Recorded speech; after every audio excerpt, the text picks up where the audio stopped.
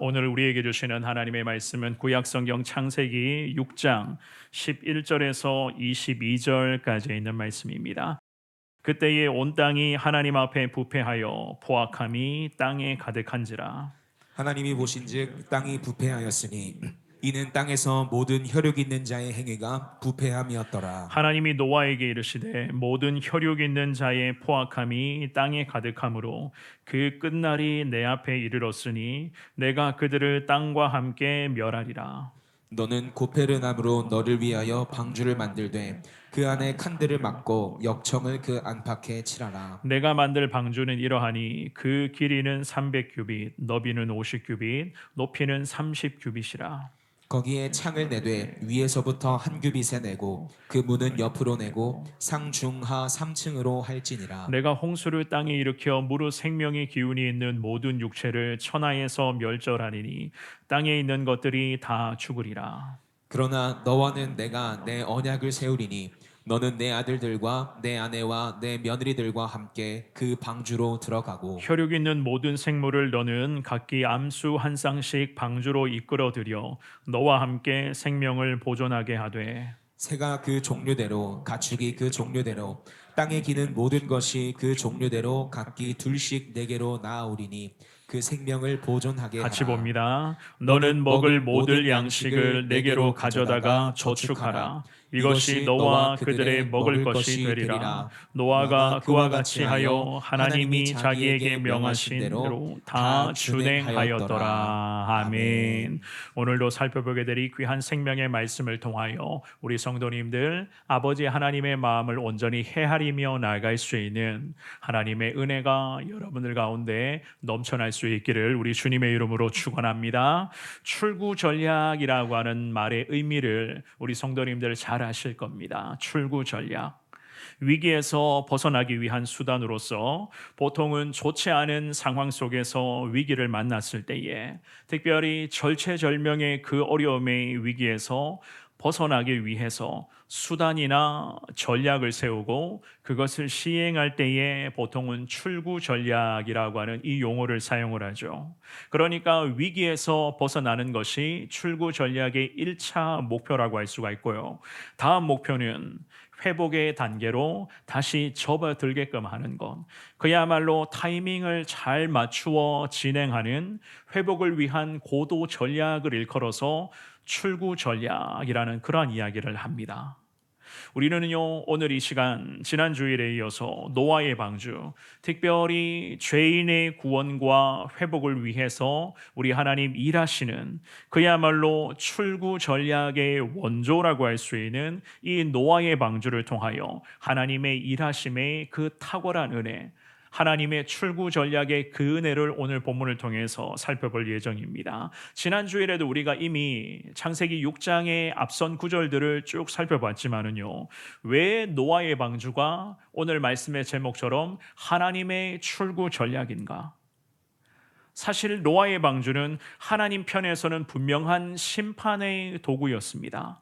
하지만 우리 편에서는요, 이 노아의 방주가 결국 하나님의 출구 전략이 될 수밖에 없었던 것은 위기일 뿐이 하지만 한편으로는 우리 입장에서는 한 번 더 하나님이 기회를 주시는 하나님의 은혜가 이 노아의 방주를 통해서 하나님이 우리에게 그 은혜를 준비해 놓으셨다는 거예요. 그래서 노아의 방주라고 하는 것은 심판이 전부가 아니라 회복과 구원이라고 하는 하나님의 큰 그림이 계획해 놓은, 하나님께서 다 계획해 놓은 그런 부분입니다. 이런 점에서 볼 때에 출구 전략이라고 하는 것은 우리 하나님의 원조이고 그 하나님의 출구 전략의 원조가 노아의 방주라고 하는 이 하나님의 계획하심을 통해서 이 땅 가운데 인류 구원의 은혜로 임하게 되었던 것이었습니다. 오늘 살펴보게 될 이 창세기 6장의 말씀을 잘 보시면서 죄로 인해 위기를 맞은 노아와 그의 가족들을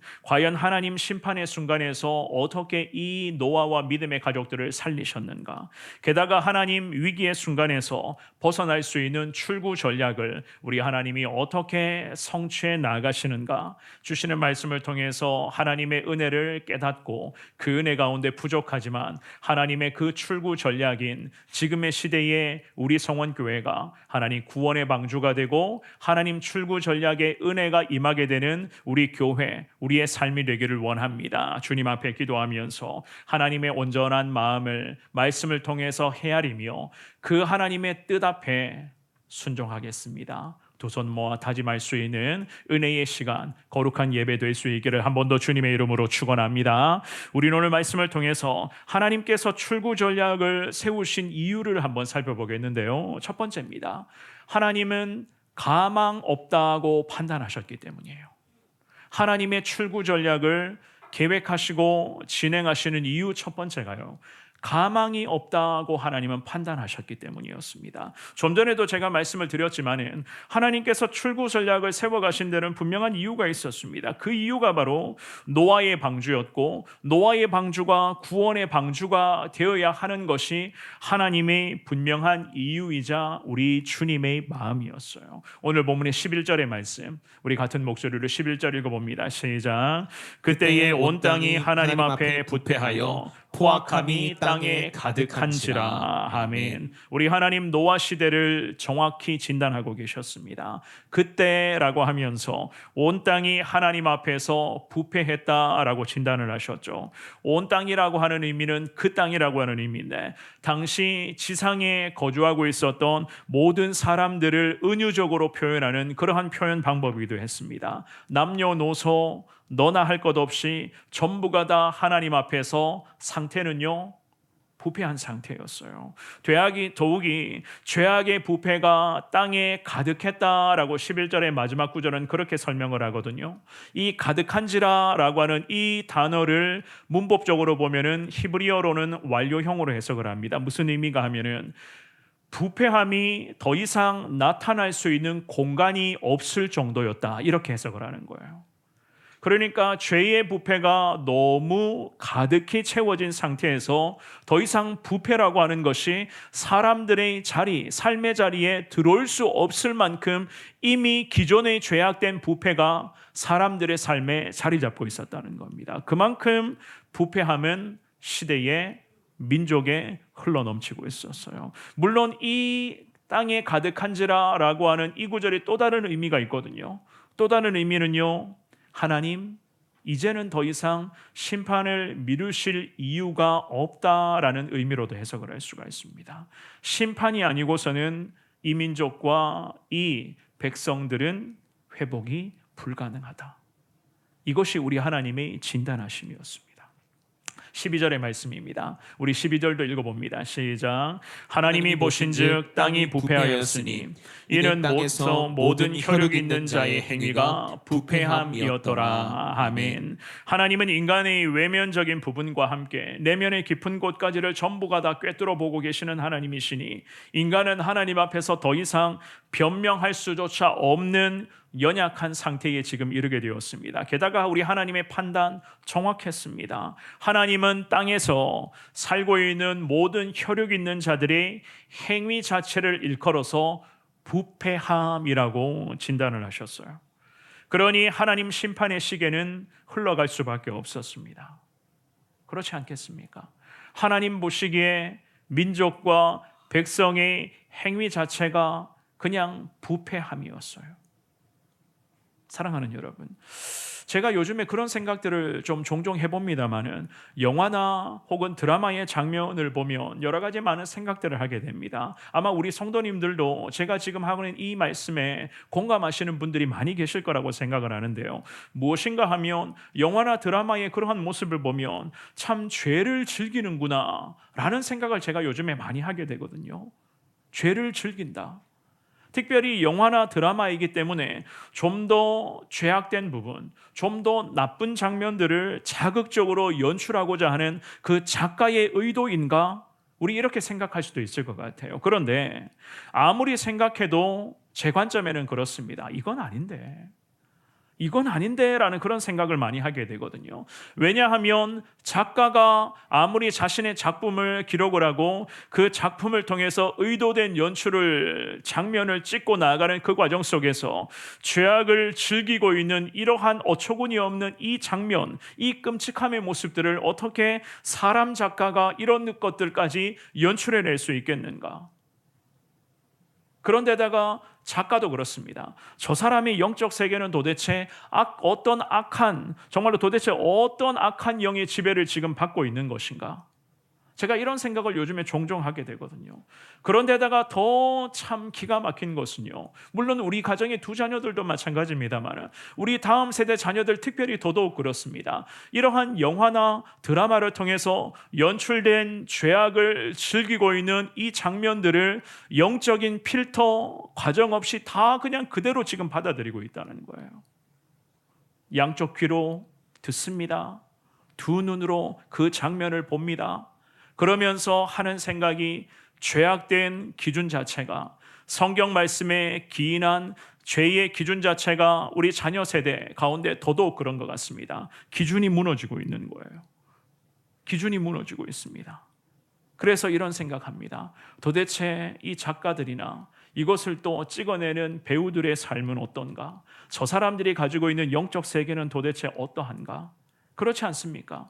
작가나 배우가 아무리 연출된 장면들을 좀 더 자극적인 부분을 좀 찍어낸다 해도, 아무리 이 장면 자체가 연출된 것이라고 해도 제가 판단할 때는 이건 아닌데, 이런 것을 우리 자녀들이 본단 말인가? 그만큼 악하고 추악한 죄가 지금의 시대에도 사실 판을 치고 있어요.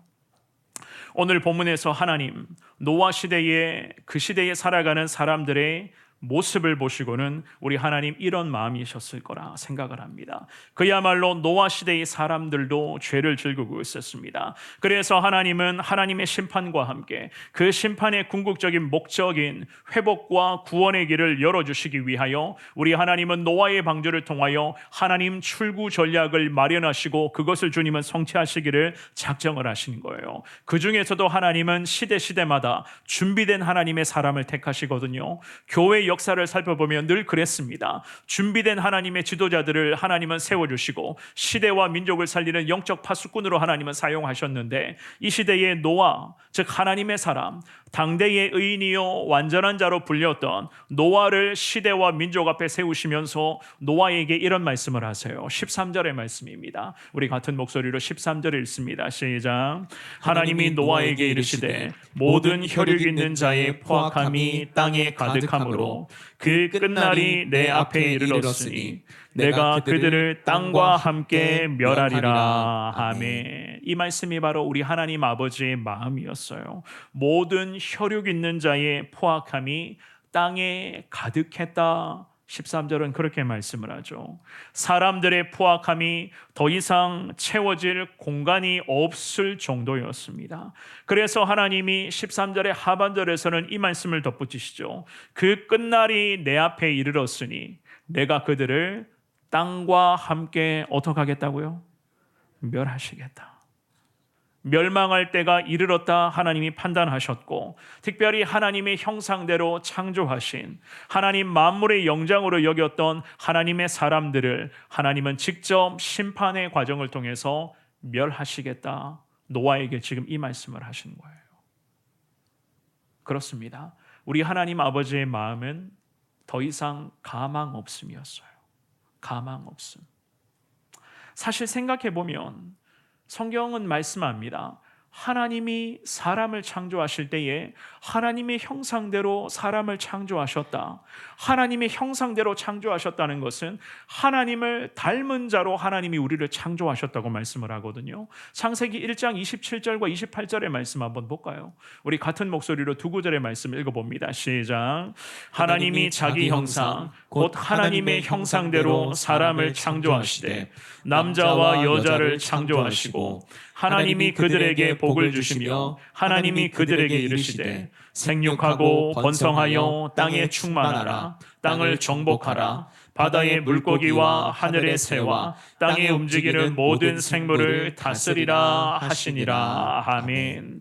하나님의 형상대로 하나님을 닮아가는 자로서 사람을 창조하셨고 남자와 여자로 하나님이 창조하셨다라고 말씀을 하세요.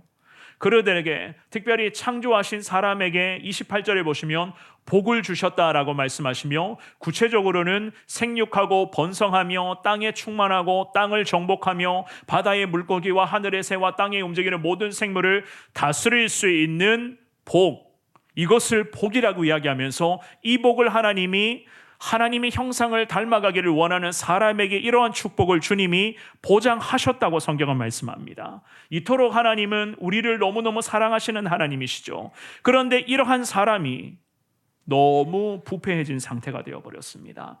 도대체 하나님의 사랑하는 마음으로 사람을 이해하고 싶으셨어도, 한 번이라도 더 기회를 주고 싶으셨어도, 사랑하는 마음으로 눈 한 번 감아주고 싶으셨어도 이제는 하나님의 판단에는 가망 없음이었습니다. 더 이상 희망이 없다는 판단을 하셨습니다. 심판이 아니고서는 이 민족, 사람에게는 더 이상 다른 희망을 찾을 수 없는 그러한 죄의 포악함이 가득한 상태였습니다.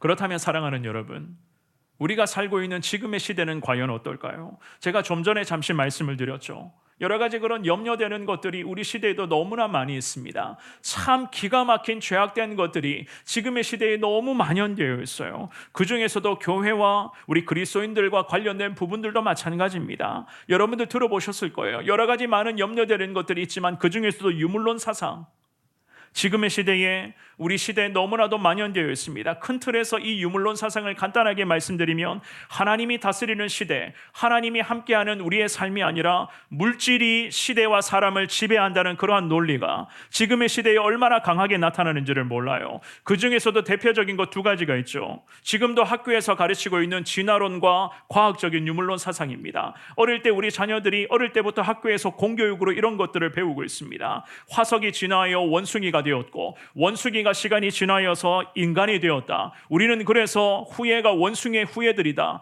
라고 하는 이러한 진화론 사상을 배우고 있습니다. 게다가 인간은 단순히 물질의 산물이다 라는 것들을 여전히 가르칩니다. 물질이 사람 인생을 지배한다는 거예요. 이런 얘기 많이 들어보셨을 거예요. 돈이 전부야.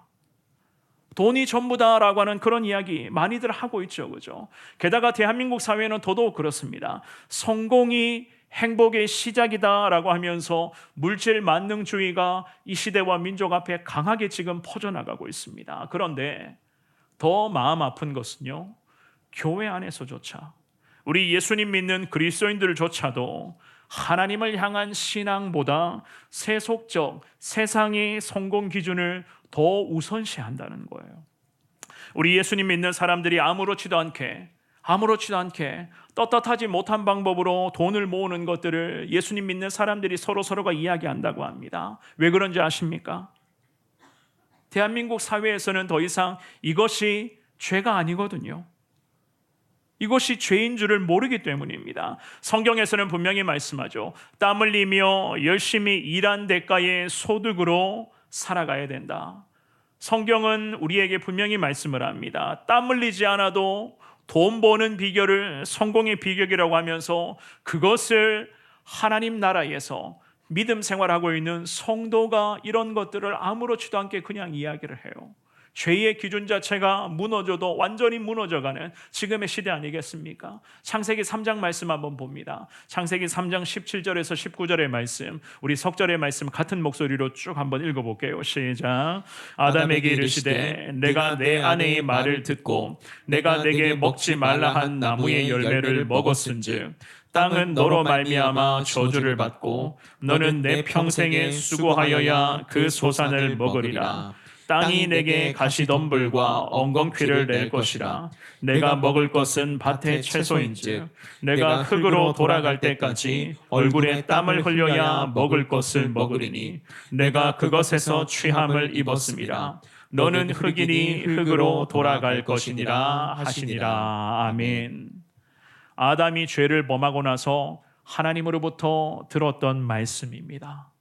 죄를 범하고 난 후에 인간의 삶을 하나님이 이렇게 지정해 주셨어요. 뭐라고 말씀합니까? 내 평생에 수고하여야지만이 소산을 먹을 수가 있을 것이다.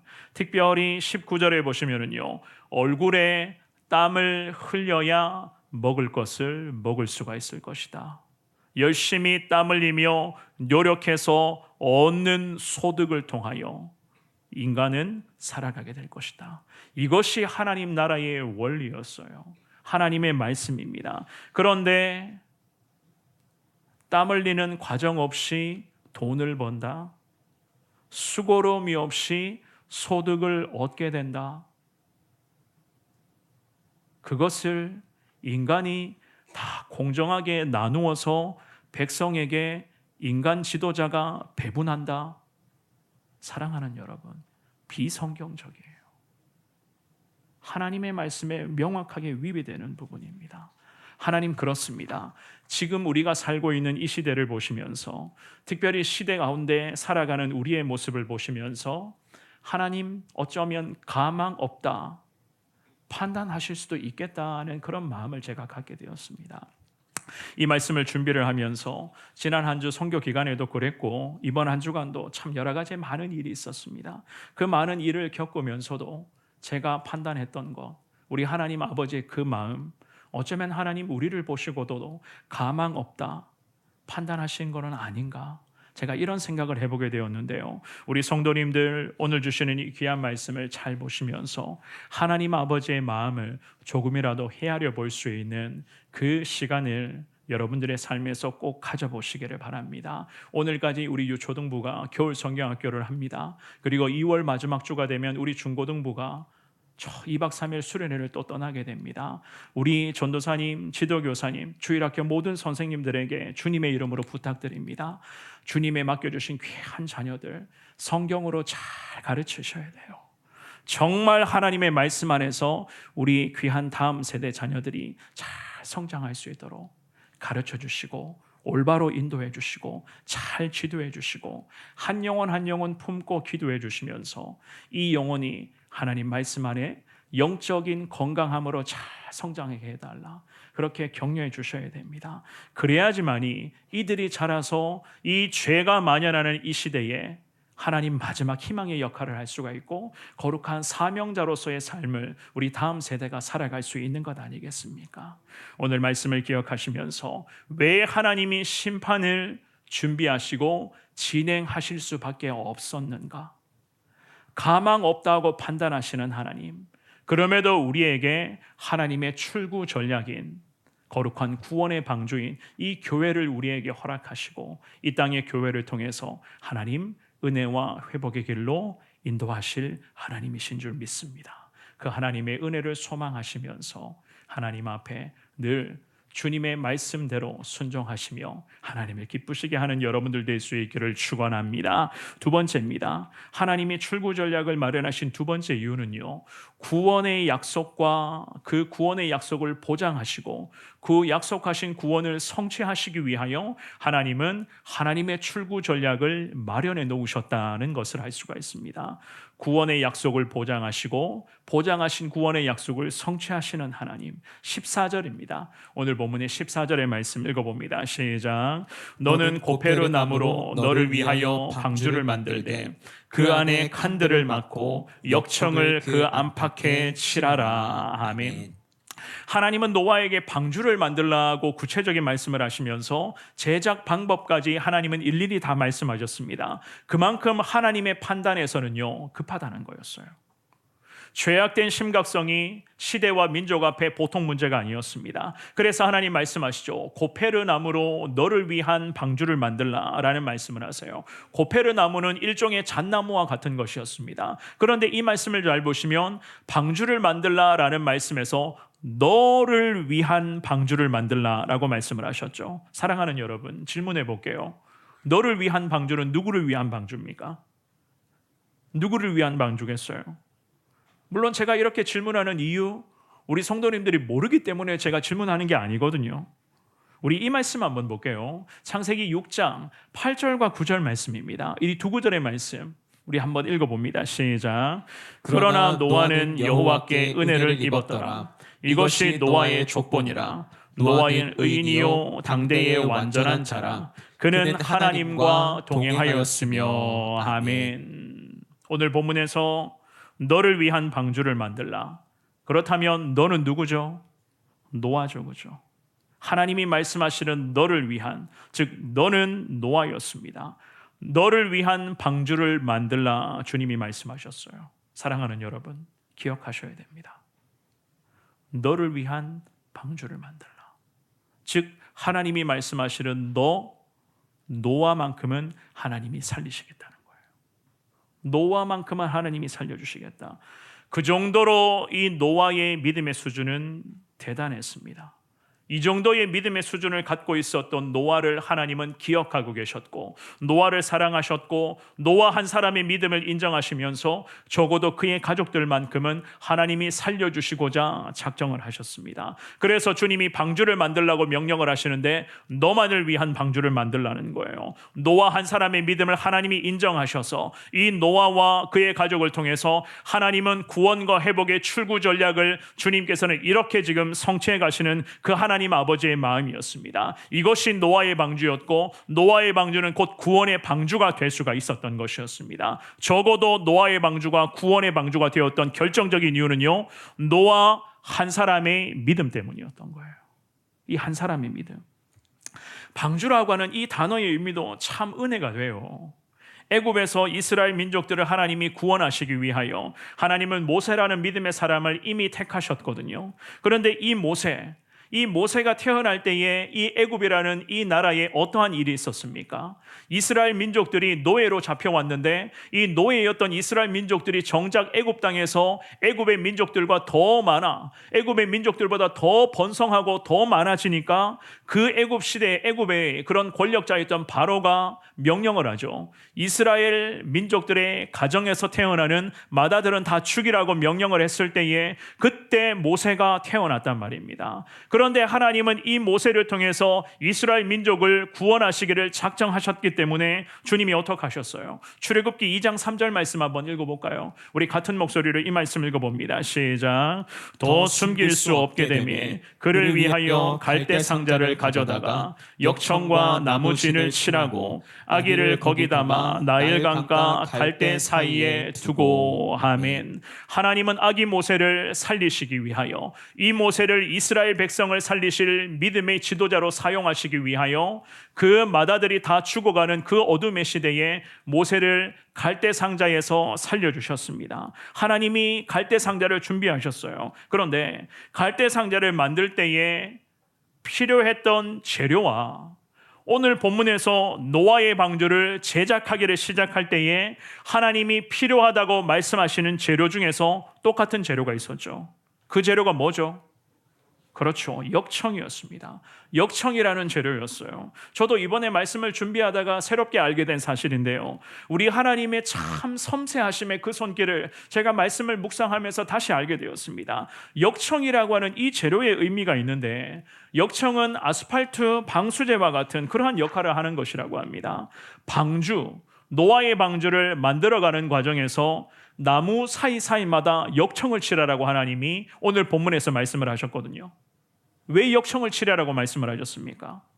당연히 하나님의 심판이, 물 심판이 임하게 되면 그 물이 방주 안으로 새 들어오면 안 되잖아요. 그것을 방치하기 위해서 하나님은 노아에게 역청을 칠하라 말씀을 하셨어요.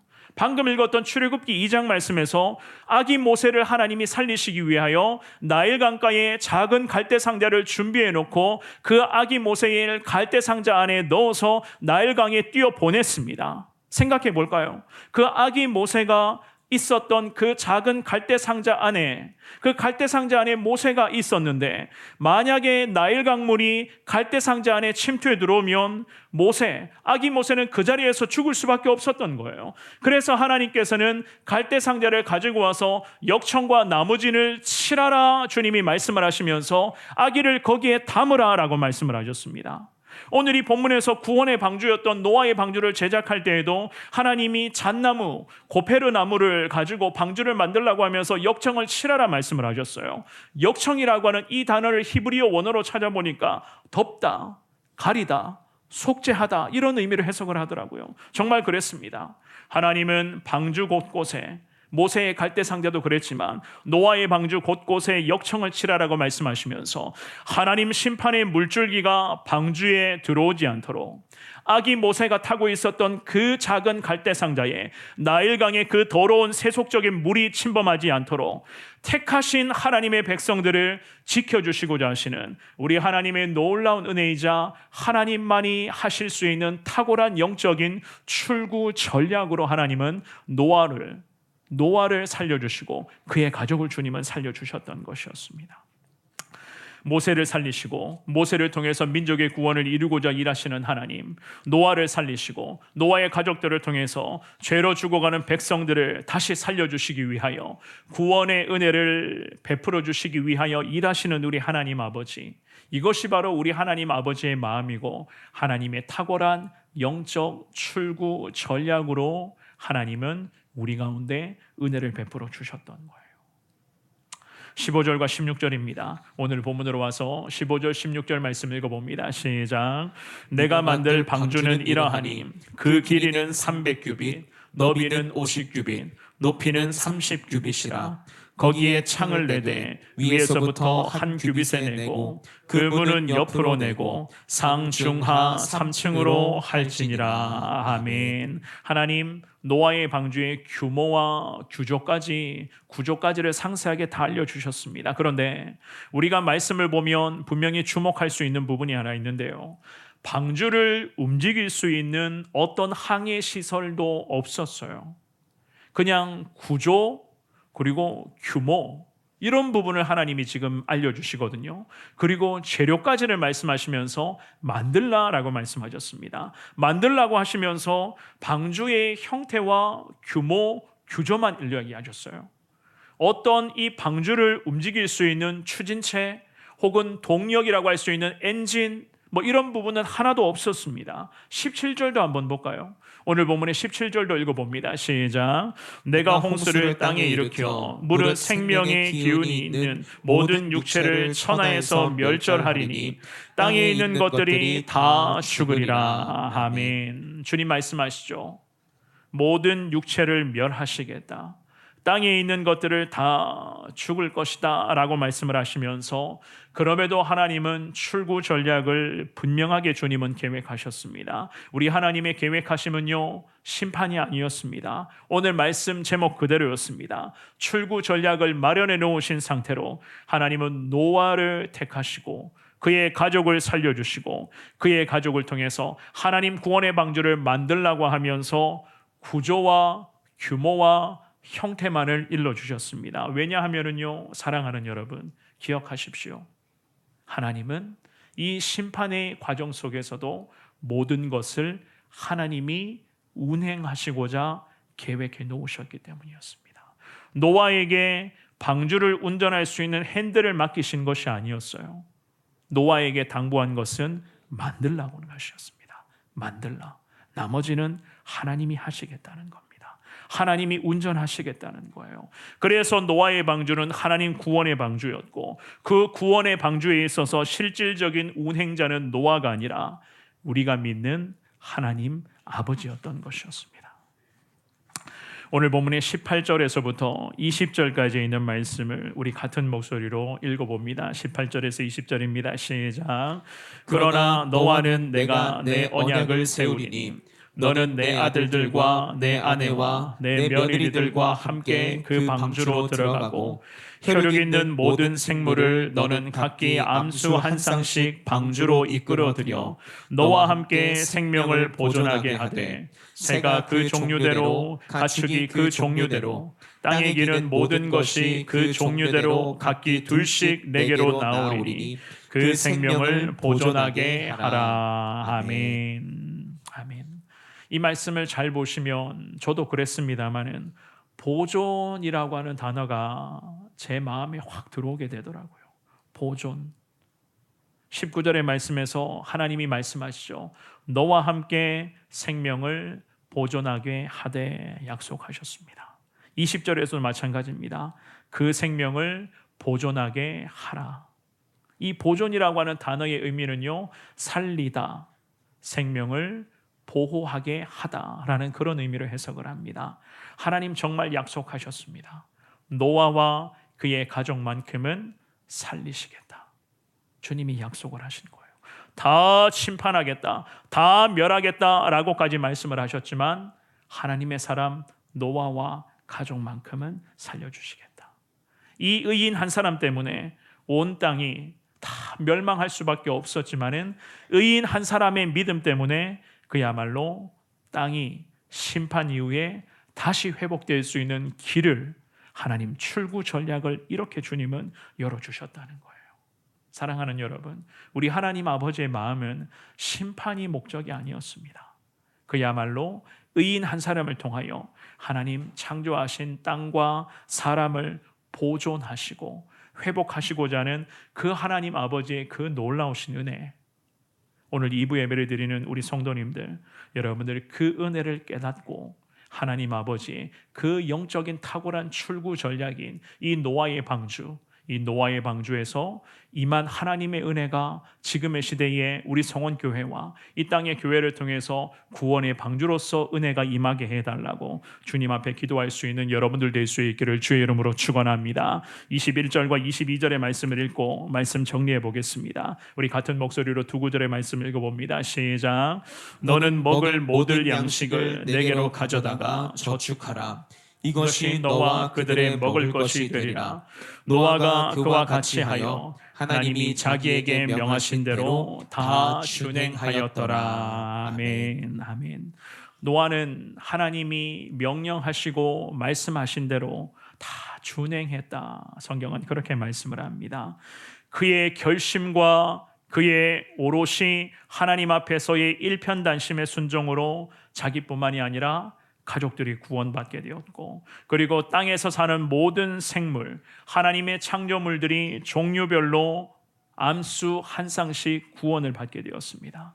성경은 말씀합니다. 노아는 하나님이 자기에게 명하신 대로 다 준행했다라고 말씀을 합니다. 전부가 준행했다라고 하는 이 말씀의 의미는 120년의 순종을 이야기를 하는 거예요. 120년의 순종. 120년의 순종을 오롯이 감당하니 하나님 이 노아를 통해서 놀라운 하나님 구원과 회복의 은혜를 노아의 방주를 통해서 주님은 이루어 가실 수가 있었다. 성경은 말씀합니다. 사랑하는 여러분, 방주를 만든다는 것 결코 쉬운 일이 아니었습니다. 하지만 하나님 말씀대로 노아는 다 순종했어요. 왜 순종하고 왜 준행했는지 아십니까? 이유는 단순합니다.